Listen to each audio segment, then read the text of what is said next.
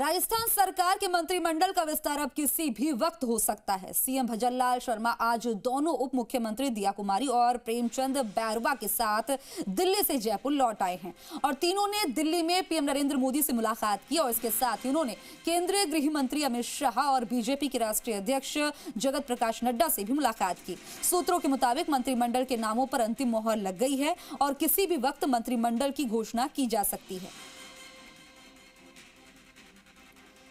तो किसी भी वक्त मंत्रिमंडल की घोषणा की जा सकती है। माना जा रहा है कि मुहर लग चुकी है, बस अब अनाउंसमेंट का इंतजार किया जा रहा है, यानी कि एक तरह से काउंटडाउन शुरू हो गया है और सबसे पहले आपको जी राजस्थान पर ही खबर दिखाई जाएगी कि किसको क्या पद मिला है और मंत्रिमंडल के विस्तार को लेकर तमाम जानकारी आपसे साझा की जाएगी। तो बने रहिए जी राजस्थान के साथ और राजस्थान सरकार के मंत्रिमंडल का विस्तार अब किसी भी वक्त हो सकता है।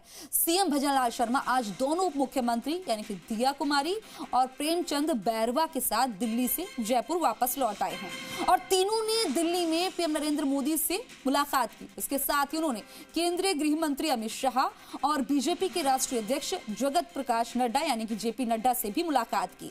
वहीं सूत्रों के मुताबिक मंत्रिमंडल के नामों पर अंतिम मोहर लग गई है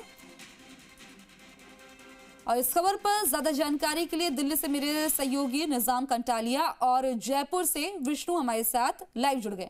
सबसे पहले मैं निजाम आपके पास आऊंगी, आपसे जानना चाहती हूँ। देखिए कि दिल्ली में बैठकों का दौर चला, ये माना जा रहा है कि मंत्रिमंडल की घोषणा जो है कभी भी हो सकती है, किसी भी वक्त, क्योंकि दिल्ली दरबार में मोहर लग गई है। क्या इसको लेकर जानकारी? बिल्कुल, देखिए बिल्कुल सही कहा खुशबू कि जिस तरीके से इंतजार किया जा रहा था और मुख्यमंत्री भजनलाल शर्मा के शपथ ग्रहण के करीब एक सप्ताह बाद ही दो उनके दौरे हुए दिल्ली के और दूसरे दौरे में, चूंकि पहले दौरे के दौरान जो है वो प्रधानमंत्री नरेंद्र मोदी से नहीं मिल पाए थे क्योंकि पीएम मोदी का दौरा जो वाराणसी का था और उसमें वो व्यस्त थे 2 दिन और कल देर रात वो पहुँचे थे मुख्यमंत्री और साथ ही दोनों उप मुख्यमंत्री कल देर रात करीब 8:30 बजे जो है जयपुर से दिल्ली पहुँचे थे और उसके बाद वो जोधपुर हाउस पहुँचे थे। जोधपुर हाउस में उनसे कई लोगों ने मुलाकात की, लेकिन सबसे बड़ी मुलाकात जो रही अविनाश राय खन्ना, जो कि पहले राजस्थान के प्रभारी भी रह चुके हैं और इसके साथ ही वर्तमान में जो कह सकते हैं बीजेपी के राष्ट्रीय उपाध्यक्ष भी हैं। इसके साथ ही सबसे बड़ी बात जिस बैठक पर रही वो रही थी सीपी जोशी, प्रदेश अध्यक्ष सीपी जोशी करीब 10 बजे पहुंचे और 12:30 बजे तक यानी 2.5 घंटे तक उन्होंने वो ड्राफ्ट जो कि मंत्रिमंडल का लेकर एक कह सकते हैं एक ड्राफ्ट तैयार किया जाना था, उस ड्राफ्ट को लेकर उन्होंने बहुत रात को चर्चा की और पहले ये माना जा रहा था कि ये करीब 15 से 17 नाम हो सकते हैं, लेकिन अब कल देर रात के बाद जब बैठक हुई और बैठक के बाद जो जानकारियां निकल के सामने आई वो यही कि ये जो संख्या है वो 17 से 23 के बीच में हो सकती है। 12 से 14 जो है कैबिनेट और इसके साथ ही 7 से 8 जो है 6 से 8 तो राज्य मंत्री बनाए जा सकते हैं। इसके साथ ही देखिए आज जो इंतजार किया जा रहा था कि सुबह जो है कब बैठक होगी, किस तरह से मिलेंगे। सबसे पहले करीब 10 बजे निकले थे मुख्यमंत्री, उससे पहले करीब 4 सांसदों ने उनके आवास पे मुलाकात की जोधपुर हाउस में। उसके बाद वो पहुंचे संसद भवन और संसद भवन में उन्होंने राष्ट्रीय अध्यक्ष जेपी नड्डा, अमित शाह के बाद प्रधानमंत्री नरेंद्र मोदी से करीब 35 मिनट तक बातचीत की और 35 मिनट की इस मुलाकात में ये भी कहा जा रहा है न केवल प्रधानमंत्री नरेंद्र मोदी ने उन्हें आगे का रास्ता दिखाया कि किस तरीके से सरकार आगे चलाई जानी है और कैसे वो पूरा मार्गदर्शन दिया और साथ ही सबसे महत्वपूर्ण बात जो जिस पे लगातार चर्चा की गई, लगातार जो ड्राफ्ट तैयार किया उसको एक तरह से मुहर लगा दी।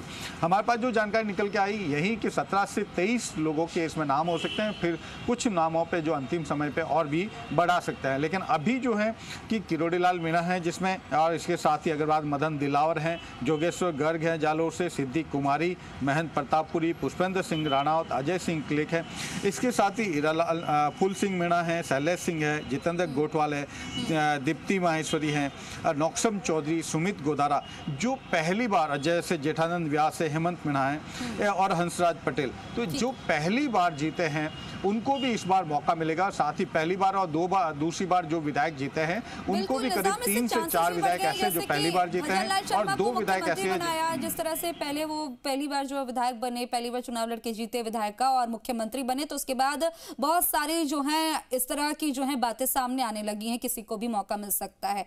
ठीक है, आपके पास आऊंगे विष्णु, मेरे सहयोगी हमारे साथ बने हुए हैं जयपुर से हमारे साथ लाइव, क्योंकि विष्णु अब सीएम भजनलाल शर्मा आज दोनों उप मुख्यमंत्री दिया कुमारी और प्रेमचंद बैरवा के साथ जो है वापस जयपुर लौट गए हैं। तो जयपुर में किस तरह की हलचल देखने को मिल रही है? क्या कोई नाम सामने आ रहा है? क्या ये भी आ रहा है कि काउंटडाउन शुरू हो गया? क्या कुछ अपडेट जयपुर से? अब बिल्कुल खुशबू, जैसा मेरे सहयोगी ने बताया कि वहाँ अंतिम मुहर लग चुकी है। अब नाम आने बाकी है कि कौन कौन रहेगा। हालांकि सुबह भी जब बात हुई थी तब बताया था कि युवा चेहरे के साथ जो अनुभवी चेहरे हैं वो भी शामिल किए जाएंगे। सोशल इंजीनियरिंग का और क्षेत्रवार भी इसमें ध्यान रखा जाएगा। 2024 के चुनाव है, उनको भी लेकर ध्यान रखा जाएगा। बात अगर की जाए तो अगर भले ही अंतिम मुहर लगी है, लेकिन अगले 2 दिन दिल्ली में प्रदेश अध्यक्ष और संगठन महामंत्रियों की बैठक है।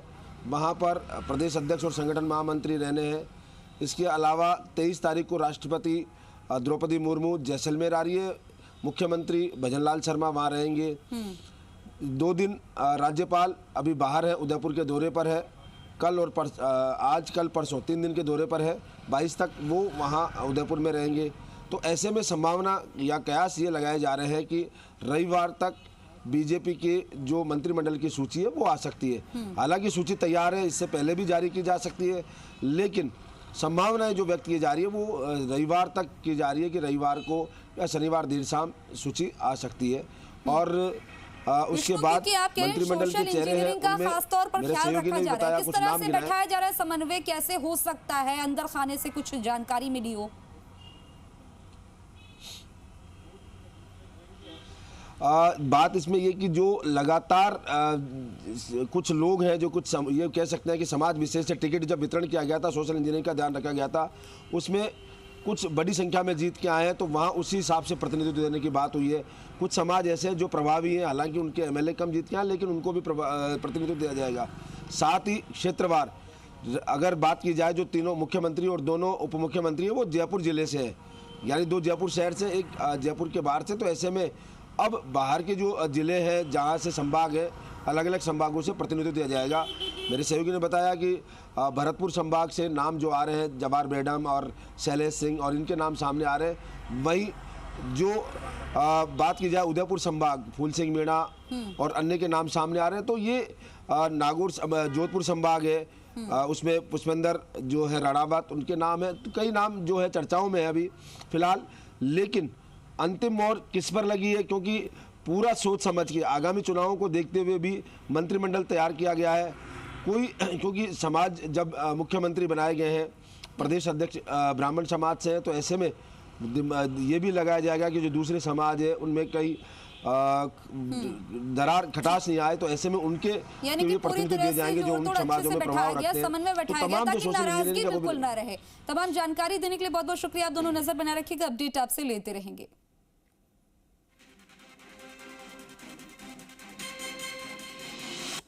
मंत्रिमंडल का काउंटडाउन शुरू हो गया है, जिस तरह से मेरे सहयोगी बता रहे हैं, रविवार तक या रविवार से पहले भी, क्योंकि लिस्ट तैयार हो चुकी है, कभी भी नाम सामने आ सकते हैं। जातीय और क्षेत्रीय समीकरण बैठाया गया है, तमाम बातों का ख्याल रखा गया। सोशल इंजीनियरिंग जो है पूरी तरह से इसमें दिखाई देगी जब मंत्रिमंडल के विस्तार की लिस्ट आएगी।